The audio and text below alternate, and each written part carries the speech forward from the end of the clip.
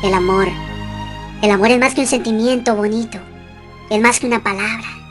Más que decir te quiero. Más que regalar rosas un 14 de febrero.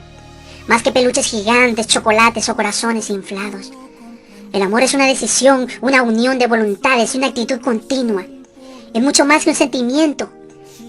Porque solo el amor es la salida. Solo el amor limpia. Solo el amor construye. Solo el amor concibe y procrea. Solo el amor sana la herida que muchas veces nos causa el dolor. Que el amor no sea solo un día en el calendario, sino una práctica cotidiana que se arraigue y no se olvide. Porque el amor es sufrido, es benigno. El amor no tiene envidia. El amor no es orgulloso, grosero o egoísta. No se enoja, no hace nada indebido. No busca lo suyo, no se irrita, no guarda rencor. No se goza de la injusticia, mas se goza de la verdad. Todo lo sufre, todo lo cree, todo lo espera, todo lo soporta. El amor nunca deja de ser. Y es que Él nos ama como el pájaro.